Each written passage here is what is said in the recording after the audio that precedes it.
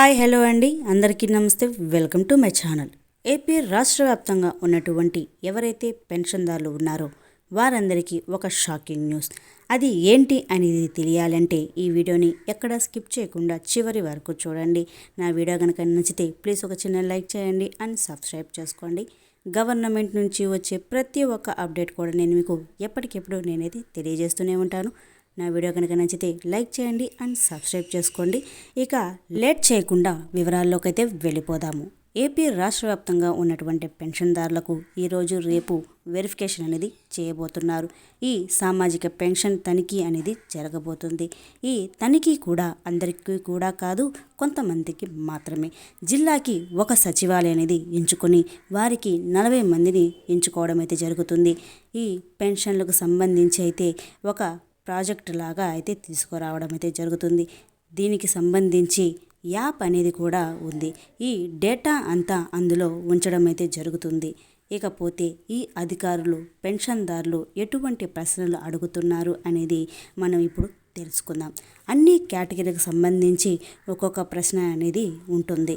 ఇక చూసుకుంటే ఆల్ కేటగిరీలకు వాళ్ళకి సంబంధించి మొదటిగా పెన్షన్దారుని స్టేటస్ ఎంచుకోవడం అయితే జరుగుతుంది. తరువాత కుటుంబ ఆదాయము, మీ కుటుంబంలో ఎన్ని ఎకరాలు ఉన్నాయి, 3 ఎకరాల నుండి 10 ఎకరాల కంటే తక్కువైతే ఉండాలి.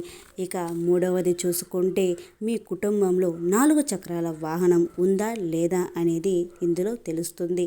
ఇకపోతే మీ కుటుంబంలో ఎవరైతే గవర్నమెంట్ ఉద్యోగం అయితే చేస్తున్నారా లేదా అని కూడా ఇందులో అడగడం అయితే జరుగుతుంది. ఇకపోతే కరెంటు బిల్ 12 నెలల వెరిఫికేషన్ అనేది చేస్తారు.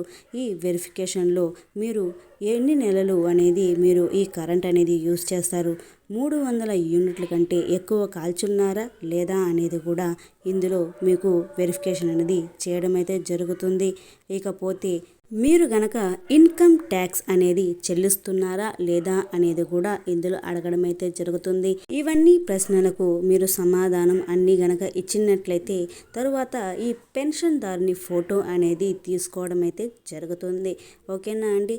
ఇటువంటి ప్రశ్నలు అన్నిటికీ మీరు కరెక్ట్గా సమాధానం చెప్పినట్లయితే ఇవన్నీ ఈ పెన్షన్దారునికి సంబంధించి యాప్ అనేది ఉంటుంది. అందులో ఈ డేటా అనేది మొత్తం అయితే అందులో చేర్చడం అయితే జరుగుతుంది.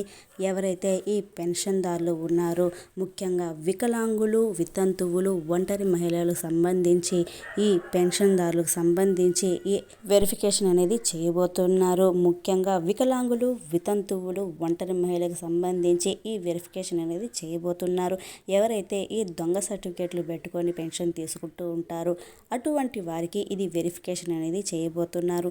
సదరం సర్టిఫికేట్లు అనేది దొంగ సర్టిఫికేట్లు పెట్టుకొని మరియు వితంతు పెన్షన్ అనేది తీసుకుంటూ భర్త చనిపోయినా కూడా మరో పెళ్లి చేసుకొని ఈ పెన్షన్ అనేది తీసుకుంటూ ఉంటారు.